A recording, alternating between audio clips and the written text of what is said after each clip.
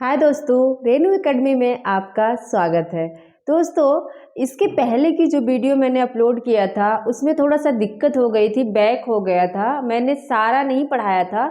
हम सुंदरदास की पंक्तियों को नहीं पढ़ पाए थे। बाकी मैंने सारा चीज़ बता दिया था रज्जब और सुंदर के बारे में, लेकिन जो उनकी पंक्तियां हैं उसको हमने ट्रिक से नहीं याद किया था। हमने लिख दिया है जो इम्पोर्टेंट है, जो मुख्य मुख्य पंक्तियां हैं हमने लिख दिया है। हम उसको क्या करेंगे, अभी उसको ट्रिक से याद कर लेंगे और हम पढ़ेंगे किसके, हरिदास निरंजनी के बारे में। कौन है हरिदास निरंजनी? ये भी अपने आप में महत्वपूर्ण है। इनसे, इनकी रचनाओं से और इनके कुछ तथ्य हैं जो पूछा गया है उसको हम याद कर लेंगे। देखते हैं सुंदरदास की पंक्तियां कौन है। ये क्या था, मैंने बताया था, ये जो श्रृंगार रस का वर्णन करते हैं, जो श्रृंगारिक कवि थे, उनका विरोध करते हुए इन्होंने इस पंक्ति को लिखा था। वो कहते हैं, रस प्रिया रस मंजरी और श्रृंगार जानी, चतुराई करी बहुत विधि विषय बनाई आने। मतलब वो रसिक प्रिया रस मंजरी जैसी जो रचनाएं हुई थी उसका विरोध करते हुए ये लिखते हैं। अब इसको याद कैसे रखें कि ये जो रसिक प्रिया रसमंजरी सिंगारे जानी किसकी है, तो ये सुंदरदास की है। कैसे याद रखें? रसिक प्रिया रसमंजरी, जो सुंदर लोग होते हैं कैसे, बहुत ही रसिक होते हैं, रस होता है उनके अंदर और बहुत ही श्रृंगार करते हैं। मतलब श्रृंगार करने के बाद भी कुछ लोग क्या हो जाते हैं, सुंदर हो जाते हैं। सुंदर नहीं होते, लेकिन मेकअप का कमाल है कि वो लोग सुंदर हो जाते हैं।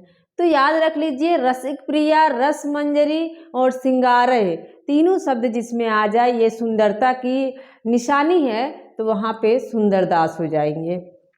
इसके बाद है, बोलिबे तो तब जब बोलिबे की बुद्धि होय। क्या है?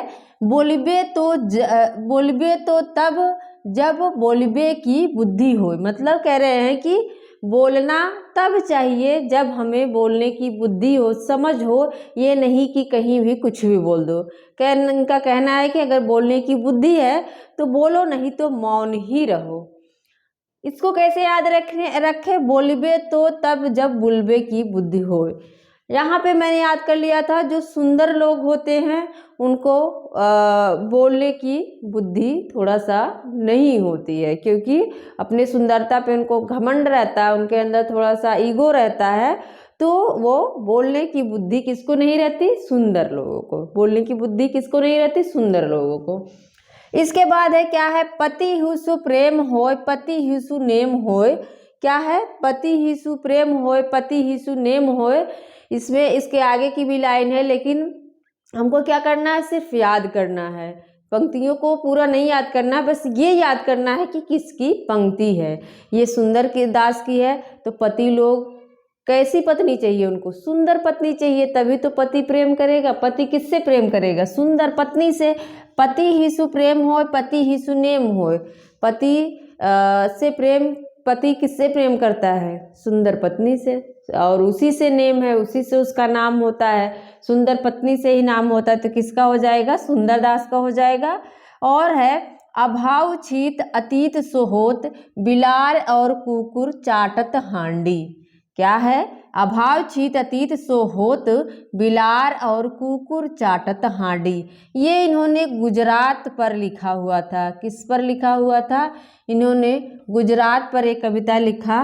तो जो बिलार और कुकुर होते हैं, मतलब बिल्ली और कुत्ते होते हैं, वो चाटत हांडी, जो दही ये दूध वगैरह का पहले हांडी रखा जाता था, तो क्या करते थे, मेरे यहाँ दूध ऐसे पकने के लिए रखा जाता था, मिट्टी का बनाते थे, अंगीठी जिसको कहते हैं। तो क्या होता था, रात में वो लोग पत्थर उस पर ढका जाता था, लेकिन रात में वो लोग क्या करते थे, पत्थर हटा के उसको पी जाते थे सारा दूध मलाई सहित। तो वहीं से हमने ट्रिक बना लिया था, क्योंकि दूध सुंदर होता है, अच्छा लगता है, मलाई होती है, सुंदर होता है देखने में, इसलिए उसको कुकुर क्या करता था, चाट जाता था। हांडी क्या करता था, चाट जाता था।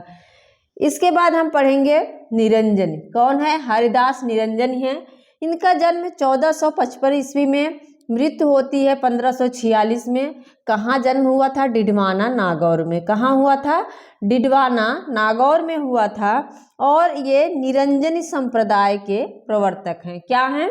इनका संप्रदाय क्या है? इनके नाम पर ही है तो दिक्कत नहीं होगी। निरंजन संप्रदाय के प्रवर्तक कौन है? तो हरिदास निरंजनी हैं। और यहाँ पे एक मिनट, हाँ सही है, हरिदास निरंजन। और ये है दादूपंथी प्रागदास के शिष्य। मतलब ये क्या होते हैं? दादूपंथी, जो दादू के शिष्य थे प्रागदास, उनके शिष्य पहले ही होते हैं। इसके बाद वो कबीर पंथ में शामिल हो जाते हैं। क्या होता है? कबीर पंथ में शामिल हो जाते हैं। और उसके बाद फिर ये गोरख पंथ में शामिल हो जाते हैं। लास्ट में कहाँ शामिल हो जाते हैं? गोरख पंथ में शामिल हो जाते हैं। और ये मूल रूप से क्या है? गोरख, मतलब मूल रूप से नाथ पंथ, इनका प्रभाव जो ये निरंजन संप्रदाय है, इस पर पूछे किसका प्रभाव है मूल रूप से, तो नाथ पंथ का। गोरखनाथ किस में थे? नाथ पंथ में थे। तो नाथ पंथ का प्रभाव माना जाता है। और है, ये मोस्ट इम्पॉर्टेंट है, पूछा गया है, नाथ पंथ और संत मत के मध्य की कड़ी, इसे क्या कहा जाता है? नाथ पंथ और संत मत के मध्य की कड़ी किसे कहा जाता है? तो निरंजनी संप्रदाय को कहा जाता है। किसे कहा जाता है? निरंजनी संप्रदाय को कहा जाता है। अब हम इनकी रचनाएं देख लेते हैं, पूछी गई हैं एक दो बार। ब्रह्म स्तुति, हंस प्रबोध, निरपथ मूल। इसके बाद है पूजा जो ग्रंथ, अष्टपदी, समाधि, संग्राम। इसको कैसे याद रखें? ब्रह्म के बाद कौन है? हंसवाहिनी है, सरस्वती है, ब्रह्म है। इसके बाद हंसवाहिनी मतलब हंस प्रबोध है। और ये सब क्या है? निरपथ मूल है। यही क्या है? दोनों लोग जैसे हंस पे हंसवाहिनी और ब्रह्म, यही क्या है? दोनों मूल रूप से भगवान है, मूल यही है, निरपथ मूल हो जाएगा। फिर हम पूजा करते हैं। इसके बाद क्या है? पूजा करते हैं, उसमें 8 पाठ करते हैं, अष्टपदों का पाठ करते हैं। और फिर समाधि में लीन हो जाते हैं। होता है ना, जब पूजा करते हैं, बहुत सारे जो साधु संत हैं हिमालय में जाके समाधि लगा लेते हैं। तो इसके बाद क्या होता है? जब भगवान प्रसन्न होते हैं तब उनको वर देते हैं। और लास्ट में वो क्या करते हैं? संग्राम होने लगता है। मतलब वो अपने आप को सबसे बड़ा ज्ञानी समझने लगते हैं, सबसे बड़ा योद्धा समझने लगते हैं और फिर संग्राम करने लगते हैं। वहीं से हमने बनाया था। फिर से देख लो, ब्रह्मा है, फिर हंस हैं, और यही निरपथ मूल है। फिर हम क्या करते हैं?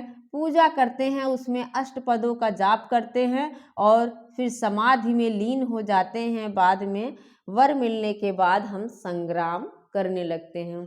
मुझे लगता है आप लोगों को ये सारी चीज़ें याद हो गई होंगी। और मिलते हैं नेक्स्ट वीडियो में। मेरा पूरा वीडियो देखने के लिए आपका बहुत बहुत धन्यवाद। और शेयर, सब्सक्राइब, लाइक करते रहें। मिलते हैं अगली वीडियो में। Thank you.